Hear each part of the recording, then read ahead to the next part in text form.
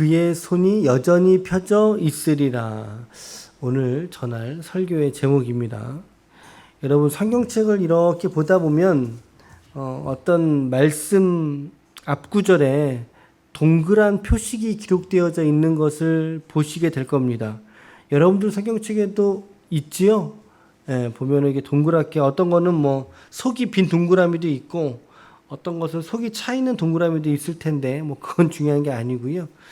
그 동그란 표식이 어떤 목적으로 기록을 했겠어요? 이거를 그냥 그냥 기록을 했겠습니까? 이게 다른 의미라기보다는 문맥이나 흐름 그리고 메시지의 내용이 새롭게 시작될 때에 동그란 표식을 그 앞단락에다 그 앞절에다 이렇게 표식을 해두게 되는 겁니다. 그러니까 나름대로의 문단 나누기입니다. 문단 나누기.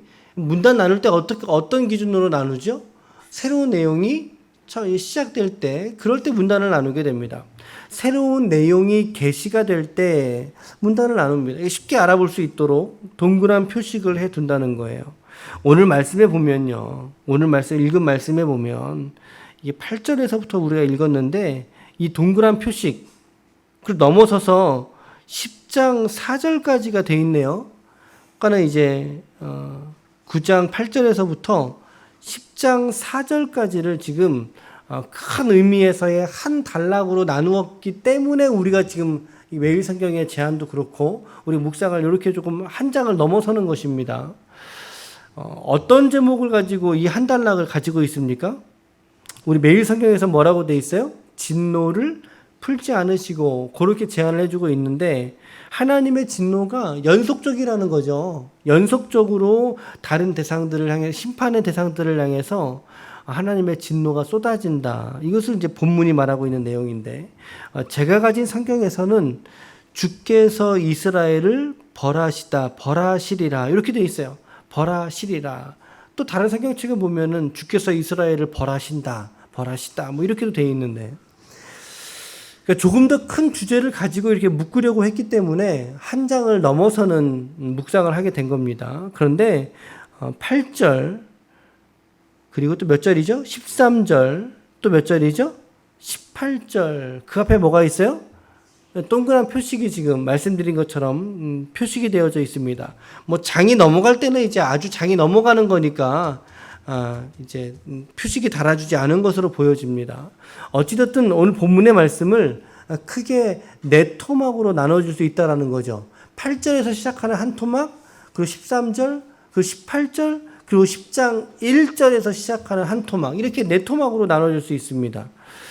자, 이것은 이제 비슷한 말이지만 다르게 접근해 본다면 여러분 말씀을 잘 관찰해 보세요.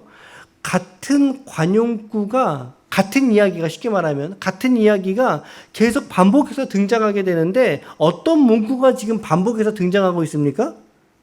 똑같은 문구가 계속 반복해서 등장하면 4번이나 반복이 됩니다. 어떤 말씀이에요? 그의 손이 여전히 펴져 있으리라. 그렇죠? 여호와의 진노가 돌아서지 아니하고 심판이 그치지 않고 그의 손이 여전히 펴져 있으리라. 손이 펴져 있다는 말의 의미는 뭐겠어요? 문맥에서의 의미는 심판을 계속 실행하려고 하시는 그 작정한 마음이 연속적이라는 의미를 지금 손이 여전히 펴져 있다라고 하는 말씀으로 반복되고 있다는 거죠. 그러니까 우리가 국어를 읽듯이라도 이 말씀을 읽을 수 있다면 자연스럽게 이 반복되는 문구가 뭐죠? 이 본문의 구조를 결정한다라고 하는 것을 우리가 알 수 있는 그런 대목입니다. 자, 그러면 이제 구조를 나눠볼까요? 구조를 나눠보면 8절부터 12절까지를 매일 성경에서 교만에 대한 심판 이렇게 해줬죠. 그 다음에 13절부터 17절까지는 어떻게 돼 있어요? 지도자들에 대한 심판이고 18절에서 마지막 절은 탐욕에 대한 심판입니다. 근데 여기서 끝나지 않죠? 끝나지 않아요? 10장 1절부터 4절까지는 무엇에 대한 심판입니까? 불의에 대한 심판입니다. 불의에 대한 심판. 여기서 지금 심판 4번 반복이 됐는데 이 심판의 대상이 누구예요? 이 심판의 대상이 이스라엘의 백성들이에요. 이스라엘을 심판하시는 이유들을 지금 4가지의 항목으로 요목조목 들어다가 지금 이스라엘을 심판하실 이유들을 증명해내고 계시는 거예요. 마치 변호사가, 검사가 피고인의 죄를 신문하듯이 그 죄를 하나둘씩 이제 신문하고 있는 내용이에요. 예언자는 북왕국의 이스라엘에 임할 심판을 선언하고 있는데, 한 나라와 민족이 멸망하게 될 때, 몰락하게 될 때 겪는 사회적인 과정을 크게 4단계로 발전되고 진행된다라고 봅니다. 사회학에서. 첫 번째가 뭐냐면 국가적인 재난이 있는 것입니다. 국가적인 큰 혼란이 있는 거죠. 재난이 있는 거예요. 그 두 번째는 국가적인 재난 이후에 정치적인 몰락입니다. 정치적인 몰락. 그 세 번째는 사회적 혼돈의 시기를 지난다고 합니다. 사회적 혼돈의 시기를 지나고, 마지막, 그러므로 결국에 네 번째로는 도덕적인 타락이 그 국가 가운데 편만하게 됨으로 말미암아 국가로서의 면모가 이제는 상실돼 버리는 그러한 과정을 겪으면서 한 국가가 멸망하게 된다. 이 네 가지의 과정 다시 한번 말씀드려 볼게요. 첫 번째는 국가적 재난이 크게 옵니다. 두 번째는 정치적인 몰락이 옵니다. 지도자들의, 세 번째는 사회적 혼돈의 시기를 겪고, 네 번째로는 도덕적인 타락으로 이어지게 되면서 한 국가가 멸망하게 된다. 오늘 북이스라엘의 이러한 네 가지의 멸망의 선언들이 사회학에서 말하고 있는 몰락하는 국가의 전형적인 모습을 매칭시켜서 이해할 수 있다라는 거죠. 너무나 신기한 접근이었어요. 이거 스터디 하다 보니까. 그래? 이 말씀을 그렇게도 볼 수 있어? 첫 번째 무엇이었습니까? 국가적 재난이었습니다. 국가적 재난. 근데 우리 매일 성경에서는 이 구조를 뭐라고 했어요? 교만에 대한 심판이라고 그랬어요. 국가적 재난. 9절 말씀 보세요. 모든 백성, 곧 에브라임과 사마리아 주민들이 알 것이오늘 그들이 교만하고 완악한 마음으로 말하기를. 10절 시작. 벽돌이 무너졌으나 우리는 다듬은 돌로 쌓고 뽕나무들이 지켰으나 우리는 백향목으로 그것을 대신하리라 하는도다. 이게 무슨 말이에요? 벽돌이 무너졌다? 뽕나무가 찍혀서 말라버렸다? 무슨 말이죠? 하나님의 심판으로 인해서 이스라엘이 황폐하게 돼버렸다는 표현입니다. 국가적인 큰 재난 속에 이스라엘이 들어가 버렸다라고 하는 의미예요. 그런데 그들이 뭐라고 말합니까? It's okay. 괜찮아, 이거. 괜찮아. 그까이 거 다시 시작하면 되는 건 아닙니까? 그 얘기죠. 그 얘기입니다. 다듬은 돌로, 그리고 백향목으로 더 심판 이전보다 더 좋은 제목 가지고 우리가 다시 일으킬 거야. 이게 얼마나 교만하냐는 거죠. 얼마나 교만합니까? 여호와께서 다메섹의 왕인 르신을 일으킨다고 말합니다. 르신, 다메섹의 왕입니다.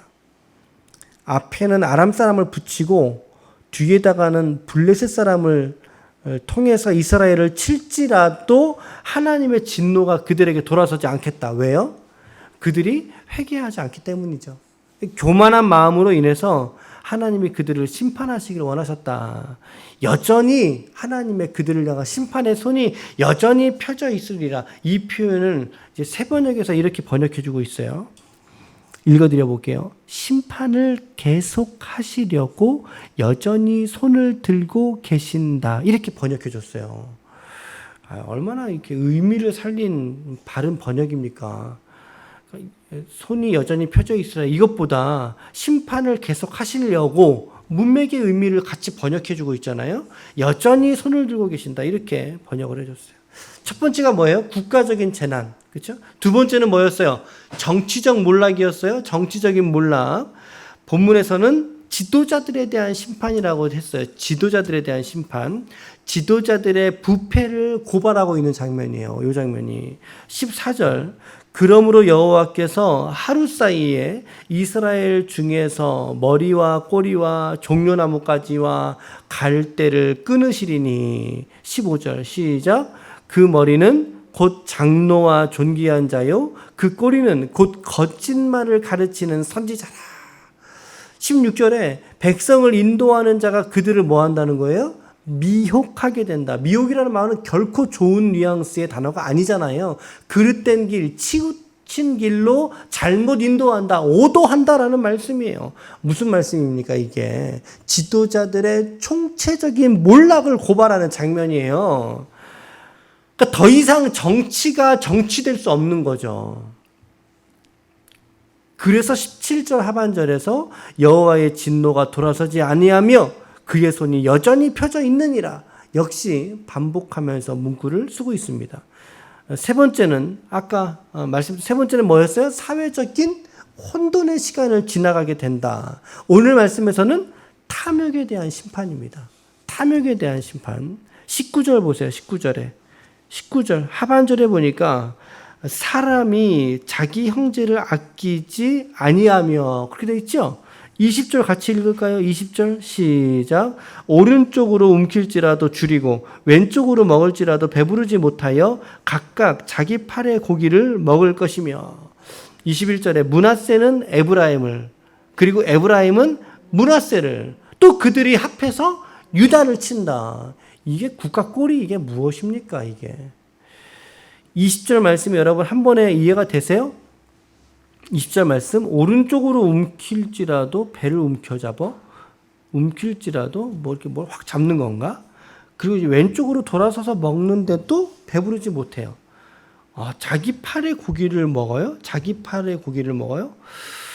자, 이럴 때는 세번역 성경을 좀 보시면 도움이 돼요. 제가 읽어드릴게요. 이 말씀 20절 말씀 오른쪽에서 뜯어 먹어도 배가 고프고 왼쪽에서 삼켜도 배부르지 않아 각각 자기 팔뚝의 살점을 뜯어 먹을 것이다. 이렇게 번역해주고 있고 이 팔뚝이라는 단어를 가지고 이제 각주를 달아주기를 자식의 이렇게 해놨어요.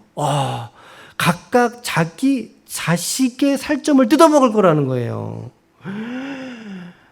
여러분 부모가 자식의 살을 뜯어 먹어요? 이거는 무엇을 의미하는 건가요? 이것은 아주 극한적인 사회적 혼란, 아주 극도로 치닫는 그런 사회적인 혼란을 이스라엘이 겪게 될 거라는 거죠.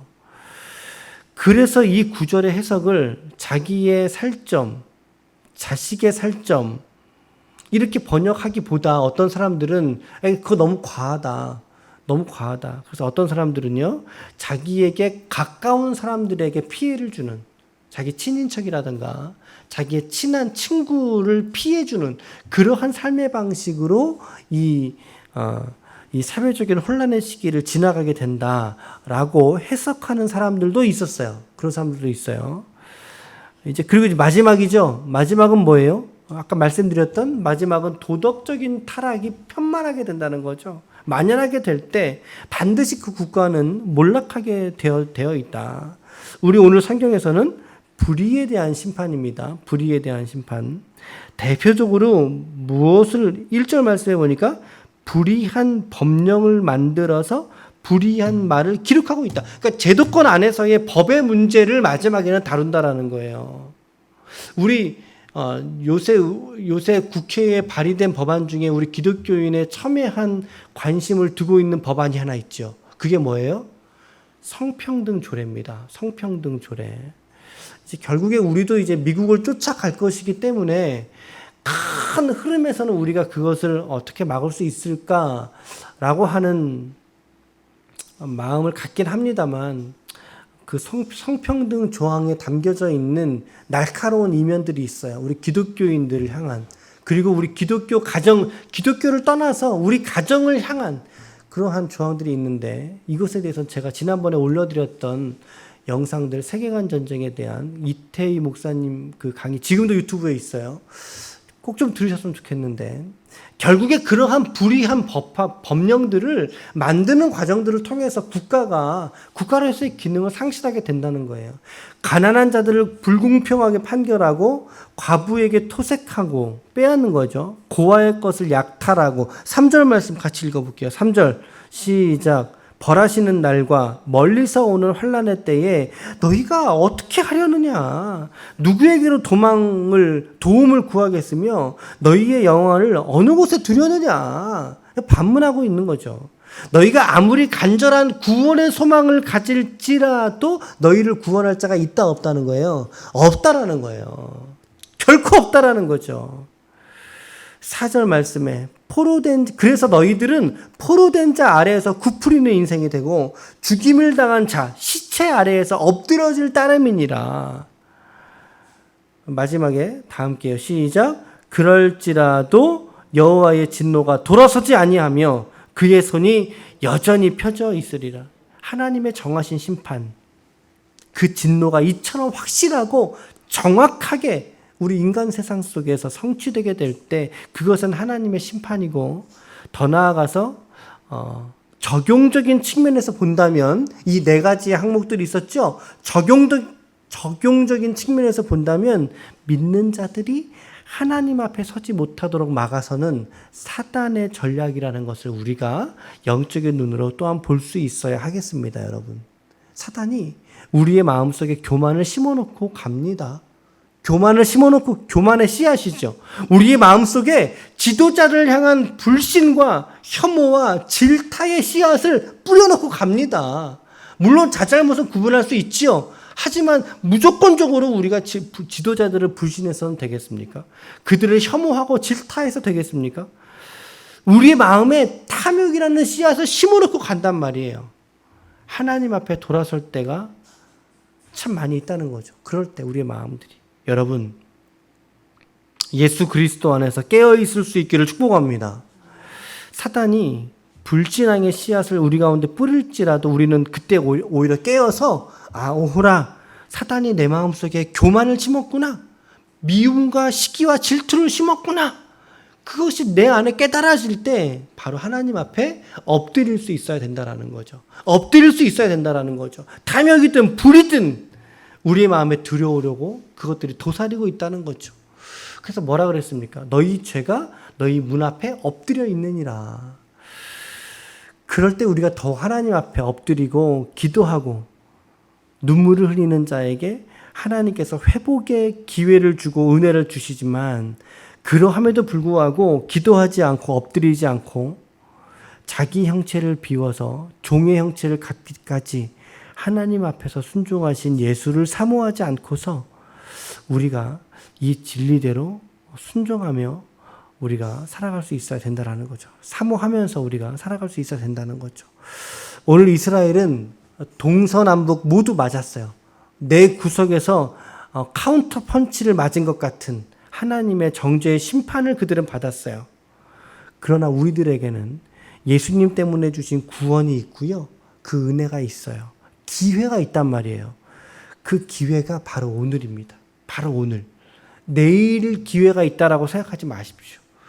우리가 가는 불의의 길을, 교만의 길을 우리 돌이켜서 우리 말씀의 자리와 기도의 자리에 여러분과 제가 설 수 있기를 축복합니다. 그곳이 우리가 서 있어야 될 자리이고 그 길이 오늘 우리가 걸어가야 될 길인 줄 믿으시길 바랍니다. 그의 손이 여전히 펴져 있으리라. 맞아요. 하나님의 손이 여전히 펴져 있어요. 그러나 예수님의 십자가의 손도 여전히 펼쳐져 있어요, 여러분. 저는 그런 의미로 묵상을 했어요. 예수님의 손도 여전히 펴져 있지. 하나님의 펴신 손은 심판을 위한 손이지만 예수님의 펴신 손은 십자가에 달리시기 위하여 펴신 손 아닙니까, 여러분? 예수님의 그 손은 결코 지금까지 닫으신 적이 없는 은혜의 손인 줄로 믿습니다. 한 사람의 구원을 위해서라도 예수님의 이 손은 지금도 펼쳐져 계신다. 우리 앞에 지금도 펼쳐져 계신다. 여러분, 이 진리를 더욱 바짝 믿으시고 오늘도 믿음으로 살아낼 수 있는 하나님의 거룩한 종들이, 구별된 교회들이 다 되시기를 예수님의 이름으로 간절히 축원합니다. 아멘. 기도하시겠습니다.